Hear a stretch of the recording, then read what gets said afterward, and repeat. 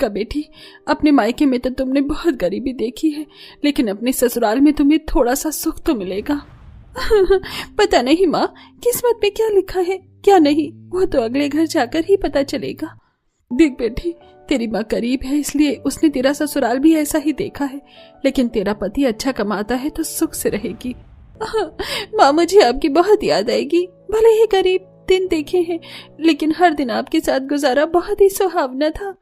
इस तरह राधिका अपनी माँ से गले लगाकर अपने ससुराल के लिए विदा हो जाती है। जब वो ससुराल आती है तो वो देखती है कि उसका ससुराल भी मायके जैसा गरीब ही है। आ जाओ बहू, इसे अपना ही घर समझो, आज से तुम इस घर की बहू हो। राधिका अपनी सास के यह कहने पर गृह प्रवेश के बाद घर के अंदर आ जाती है। बहू, तुझे हमारा गरीब घर कैसा लगा? माँ जी, घर कभी भी गरीब नहीं होता है, वो हमेशा स्वर्ग ही होता है। राधिका की बात सुनकर गायत्री को बहुत अच्छा लगता है, लेकिन उसके मन में एक आशंका थी। तब यह अचानक उसका बेटा विशाल आता है और उसने गुस्से में अपनी माँ और पत्नी से कहा, अरे भाई, अब ऐसे ही सारा समय बेकार कर दोगी या बाकी के काम भी करोगी? शादी के चलते घर की क्या हालत हो रखी है, जरा वो भी तो देख लो। हाँ बेटा, अभी करते हैं साफ सफाई अच्छे से। ससुराल के पहले दिन आते ही राधिका गायत्री के साथ काम करवाने लग जाती है।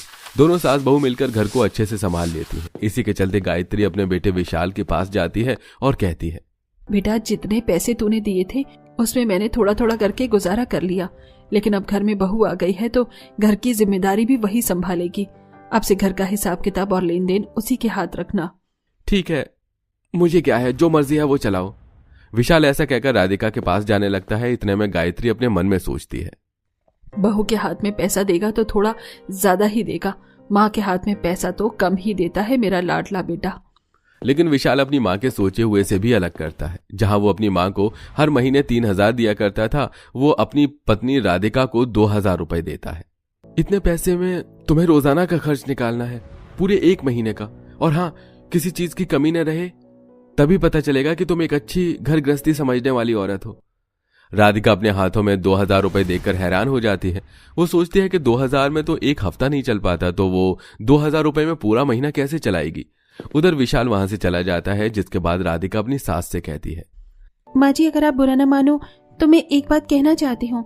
जब आपके बेटे यानी मेरे पति विशाल इतनी अच्छी नौकरी करते हैं, इतना अच्छा कमाते हैं, तो फिर घर के ये हालात क्यों हैं? क्यों गरीबों की तरह रहना पड़ रहा है? और सिर्फ 2,000 में घर का खर्चा कैसे चलेगा? क्या बताऊं बहू, पहले मैं कम कमाती थी लेकिन घर अच्छे से चलाती थी। आज बेटा खूब कमाता है लेकिन फिर भी घर चलता नहीं, क्योंकि 2 या 3 हजार से घर नहीं चलते, और ये बात मेरे बेटे को कभी समझ ही नहीं आई। अपनी सास की बात को सुनने के बाद अब राधिका के पास 2,000 रुपए में घर चलाने के अलावा कुछ नहीं बचता। वो बहुत सोच समझकर घर चलाती है, लेकिन इसी के चलते वो रोजाना थोड़ी सी हरी सब्जी में ज्यादा पानी मिलाकर सबको पूरा करने लगती है। जैसे दाल में ज्यादा पानी, आलू मटर की सब्जी में पानी, और भी ज्यादातर सब्जियों में वो पानी ही मिलाती है। एक आलू में भी मुझे 2 लोटा पानी डालना पड़ रहा है। अगर ऐसे ही चलता रहा तो सभी के अंदर कमजोरी आ जाएगी, कोई ठीक से खाना नहीं खा पाएगा। राधिका जैसा सोच रही थी वैसा ही हो रहा था। राधिका भी कमजोर हो रही थी और उसकी सास गायत्री भी।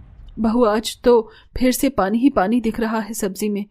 माँ जी, अगर ऐसे ही 2,000 रुपए महीना चलाने को मिलेंगे तो सब्जी में पानी ही मिलेगा।